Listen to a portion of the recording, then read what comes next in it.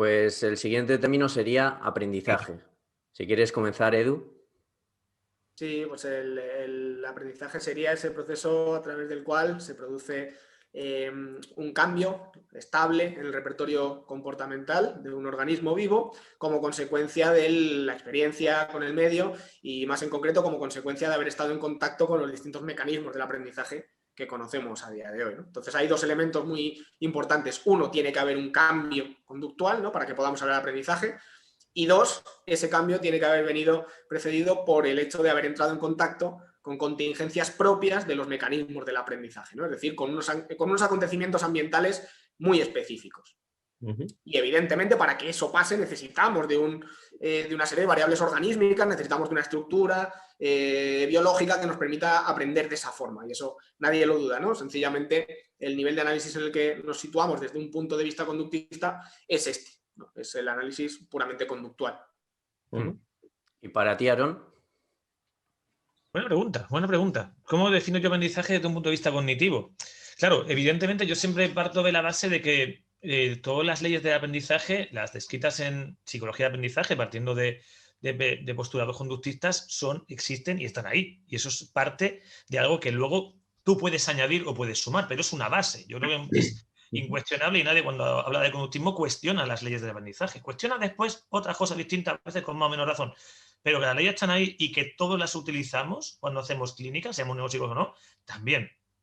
Para mí, evidentemente, también es un cambio. Es un cambio, en principio, duradero, que puede aumentar el repertorio de conductas, que puede suponer una modificación de circuitos neuronales también, viendo otro nivel de análisis, que puede suponer la adquisición de conocimientos nuevos o la adquisición de rutinas nuevas y que muchas veces se va a basar sobre todo en el neurodesarrollo, en los inicios de los aprendizajes, en una automatización de una serie de procesos. Yo siempre me voy a la automatización porque para mí donde veo más claro lo que es el aprendizaje como tal es en el neurodesarrollo, donde nacemos con una cosa muy básica y el entorno nos va puliendo y va haciendo que automaticemos una serie de estímulos, una serie de conductas que nos permiten hacerlas de forma más eficiente y eficaz, gastando menos recursos. Es lo que ocurre, por ejemplo, cuando aprendemos la lectura, cuando aprendemos cualquier tipo de rutina motora en la cual empiezo de alguna manera a ir automatizando esa percepción de las letras y siendo capaz de reconocerlas de una manera mucho más rápida y de una forma mucho más automática, lo que me da lugar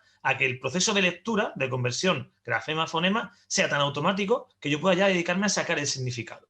Para mí el aprendizaje es ese cambio duradero, solo que lo llevo a un plano también más cognitivo en el sentido de esa automatización de un proceso que también conlleva un cambio a nivel neuronal y que muchas veces, y me voy un poquito al cambio, no se produce como debería, estoy en neurodesarrollo, por un mal funcionamiento a veces de tipo neuronal. En algunas áreas concretas que tengan alguna relación con algún proceso concreto, no siempre es una relación directa lineal, pero a veces sí hay relaciones más o menos ya estudiadas, se produce una dificultad para ese aprendizaje.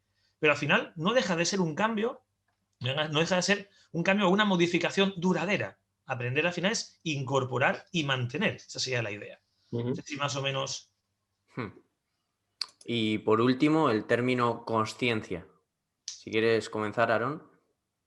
Consciencia. Bueno, aquí tendríamos bastante que diseccionar, porque de nuevo es lo que pasa con ese término. ¿Cómo lo queremos entender? Consciencia sería en este caso el ser en cierto modo o tener una noción de ti mismo o una noción de un estado tuyo o de tus estados, en cierto modo, ¿vale? Para mí, el ser consciente de algo o tener consciencia podría separarlo en estar activo, estar alerta como consciente, siguiendo un modelo más de tipo atencional, el estar con arousal o activado, ¿vale? Y otra muy distinta sería ser consciente o darme cuenta o entender algo que está pasando, ¿vale? Sobre todo cuando me refiero al tema de autoconciencia, con la idea de ser consciente de que las cosas que están ocurriendo me están ocurriendo a mí. En ese sentido, para mí la conciencia sería como ese hilo conductor que he comentado antes que unificaría todos esos procesos cognitivos. Ese yo, en cierto modo, es el ejemplo de conciencia, ¿vale? Y sería un poco esa idea de cómo todos esos procesos se van articulando para generar un conocimiento y un aprendizaje que acaba por dar lugar a un concepto de mí mismo. Claro, ahí podemos saltar a muchas cosas diferentes de lo que es consciencia. Por ejemplo, una consciencia a nivel corporal, una representación propioceptiva. Por ejemplo, esa refiere mucho Damasio cuando habla del marcador somático y esa idea de que al final nosotros somos como somos porque estamos representando un cuerpo que luego tenemos que controlar, por ejemplo.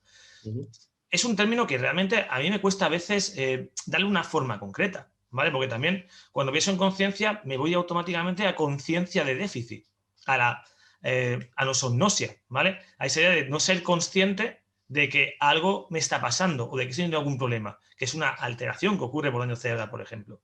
Pero para mí quedaría un poco en esa línea de esa articulación de los procesos cognitivos que tiene un carácter autorreferencial, que me permite saber que estoy ahí y que yo mantengo esa línea argumental, ese yo está ahí realizando acciones y recibiéndolas del entorno.